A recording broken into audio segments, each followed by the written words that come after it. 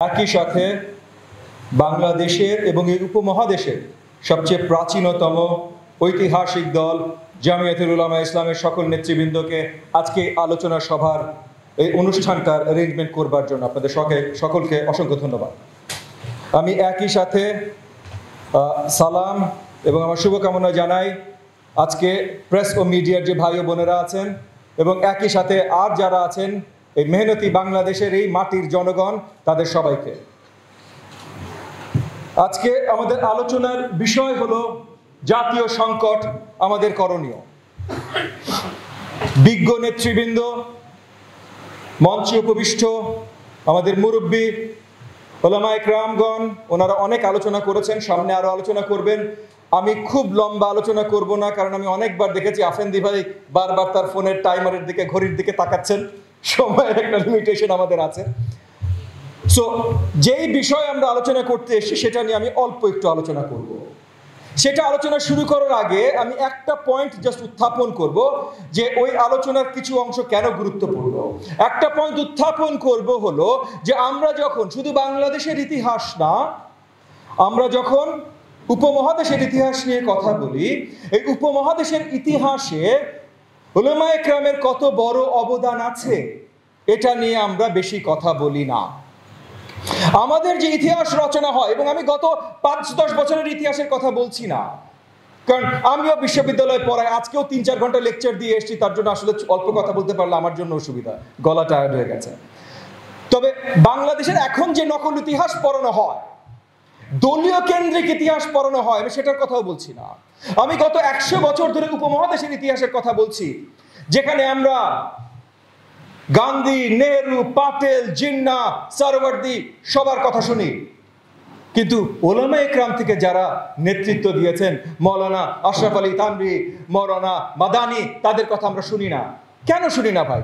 পাশ্চাত্যের নাম করা ইতিহাসবিদ, যারা বিশ্ববরণ্য ইতিহাসবিদ, বারবারা মেটকাফ, রবার্ট কার্লাইল, তারা পর্যন্ত এরকম লিখে গেছেন যে যদি এই উপমহাদেশের ইতিহাস আসলেই সেকুলার ভাবে লেখা হতো, যদি আসলেই সেকুলার ভাবে লেখা হতো, তাহলে গান্ধীজিকে যেমন সম্মান দিয়ে এই পাক ভারতের মানুষ স্মৃতিচারণ করে, একইভাবে মৌলানা মাদানীরও স্মৃতিচারণ করত। তাহলে সেই ইতিহাসগুলো আমরা জানছি না কেন, পড়ছি না কেন? এটা আজকের বিষয় কেন রেলেভেন্ট সেটা একটু পরে আসছে। আমাদের সমস্যাগুলো কি? প্রথমে সমস্যাগুলো নিয়ে বুজুর্গ উলামায়ে কেরাম আজকে যারা আছেন, রাজনৈতিক নেতৃবৃন্দ, আমার ভাইয়েরা যারা আছেন, তারা অলরেডি আলোচনা করেছেন। অনেক সমস্যা আছে, আমাদের শিক্ষানীতি বলেন, আমাদের অর্থনীতি বলেন, সবকিছু সমস্যার মূলে একটা, যে আমাদের সরকার পরিচালনায় জনগণের অংশগ্রহণ নেই, সরকার পরিচালনায় জবাবদিহিতা নেই, সরকার গণতান্ত্রিক জনগণের সরকার না। তাহলে আমাদের যদি বদল আনতেই হয়, কিছু করতেই হয়, তাহলে এইখানে আসলে বদল আনতে হবে। সে সমস্যাটা পরিষ্কার হয়। সমস্যাটা পরিষ্কার হলো, দেশে গণতন্ত্র নেই, গণতান্ত্রিক সরকার নেই, এই সরকার বদল দরকার। এখন আসি এই সমস্যার সমাধান আমরা কিভাবে করব। আমি অত্যন্ত সম্মানের সাথে বলছি, আজকে যারা আলোচনা এনেছেন অনেকেই আলোচনা করেছেন যে এই সমাধানের জন্য প্রথম যেটা করতে হবে, আমাদের সবাইকে একসাথে নামতে হবে, আমাদের সবাইকে একত্রিত হতে হবে। এবং আমি বিশ্বাস করি যে এখানে আজকে যারা আছেন, যারা মিডিয়া ভাই বোনদের মাধ্যমে দেখছেন, যারা সোশ্যাল মিডিয়াতে দেখছেন, কেউ আমার সাথে দ্বিমত পোষণ করবেন না যে আসলে এই সমস্যার সমাধান করতে হলে একটা মাত্র উপায় আছে, সবাইকে একসাথে কাজ করতে হবে। তো এখন তাহলে সবাই একসাথে কাজ করব কিভাবে? 2014 সালে একটা নির্বাচন হয়েছে, একসাথেই আমরা কেউ যাই নাই সেই নির্বাচনে, সমস্যার সমাধান হয়নি। 2018 সালে একটা নির্বাচন হয়েছে, আমরা সবাই মোটামুটি আলোচনা সাপেক্ষে আমরা সবাই নির্বাচনে গেছি, কোনো সমাধান হয় নাই। 2024 সালে মাত্র একটা নির্বাচন হলো, এগেন আমরা সবাই একত্রিতভাবে নির্বাচনে যাই নাই, কোনো সমাধান হয় নাই। তাইলে আমরা একত্রিত আসলে কতখানি আছি? সমাধান আমরা কিভাবে করব? এই যে 2024 সালের নির্বাচনে 23 সালের হয়তো ডিসেম্বরের 18 তারিখ না কত তারিখ ভুলে যাই ভাই, যেই দিন ওই যে নমিনেশন ফর্ম জমা দেওয়ার বা উইথড্র করার লাস্ট তারিখ ছিল, যেই দিন নমিনেশন ফর্ম, ওই যে নির্বাচনের নমিনেশন ফর্ম জমা দেওয়া বা উইথড্র করার লাস্ট তারিখ ছিল, শেষ তারিখ ছিল, সেই দিন হওয়ার কথা ছিল বাংলাদেশে পুরা বিশ্ব কাঁপানো আন্দোলন। সেই দিন আন্দোলন হয়েছিল, কারো মনে আছে? মনে নাই ভাই, কারণ খবরের কাগজে উঠে নাই, আমারও মনে নাই। আমার শুধু দিনটা মনে আছে। কেন আমার দিনটা মনে আছে? কারণ অনেকগুলো সরকার বিরোধী দলের মতো আমার দলের অনেক নেতা কর্মীকে তার আগে তুলে নিয়ে যাওয়া হয়েছিল।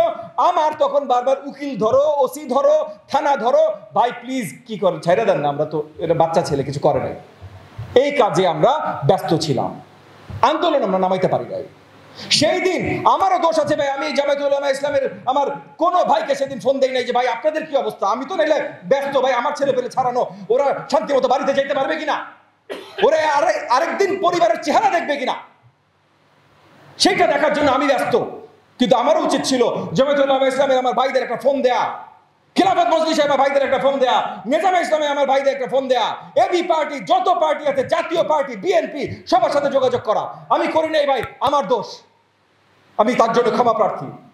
কিন্তু আমার আরেকটা দুঃখ আছে ভাই, অন্য কোনো ভাইও করে নাই, অন্য কেউ করে নাই। তাইলে আমরা একসাথে কিভাবে কাজ করছি? আমাদের একসাথে কাজ করতে হবে। এখন একসাথে কাজ কিভাবে করব সেটাও নির্ণয় করতে হবে। কারণ শুধু আমরা যদি বলি রাজপথে নামবো, আমরা নেমেছি 28শে অক্টোবর, গত বছর 28শে অক্টোবর এইখানে অনেকেই হয়তো রাজপথে ছিল, আমি জানি ভাই, আমি ছিলাম, আমার নেতাকর্মী ছিল, যাদের মধ্যে অনেক কেউ যে ধরে নিয়ে গেছিল ডিসেম্বর মাসে, আমি ওদের ছাড়ানো নিয়ে লাফালাফি করছিলাম। আমরা সরকার ফেলতে পেরেছি।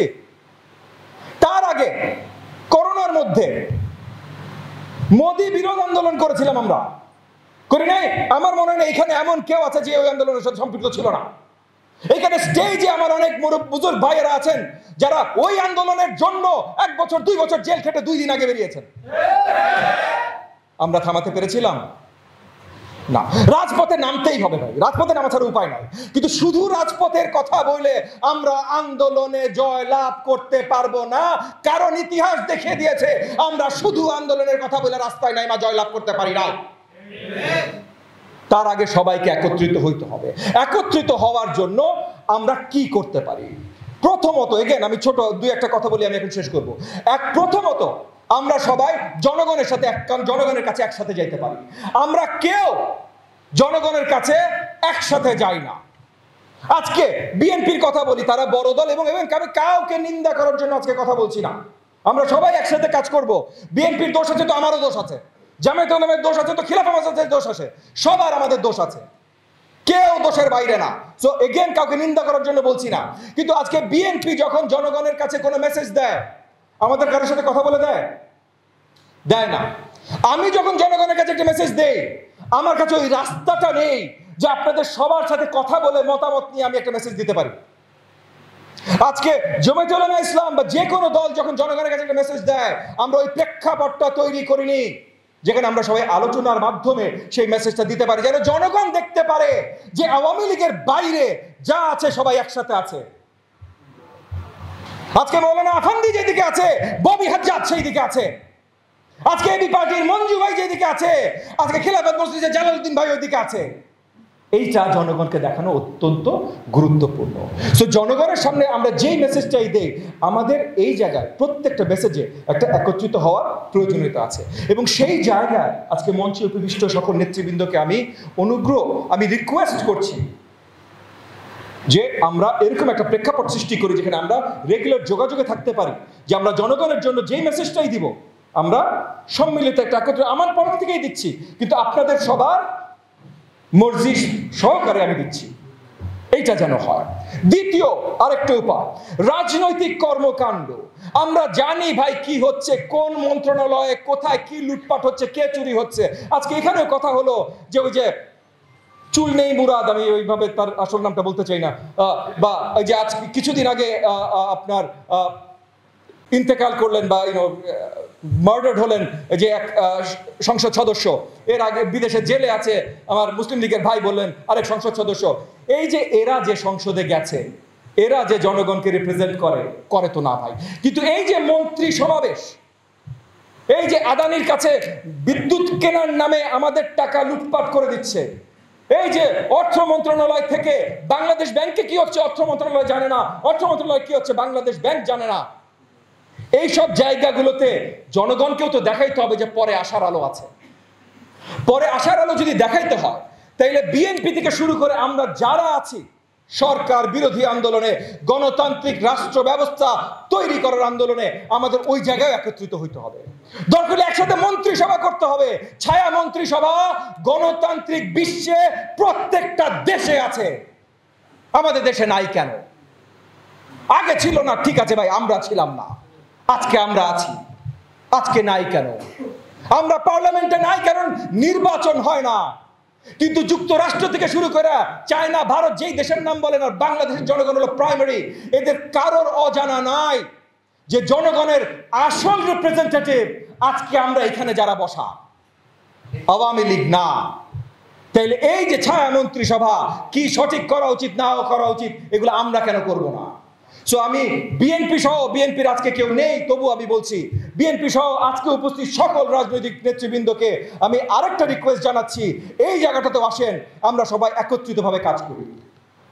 এর বাইরে আমাদের আলোচনার আরো অনেক কিছু আছে, করার অনেক কিছু আছে, আমরা ধীরে সুস্থে করব।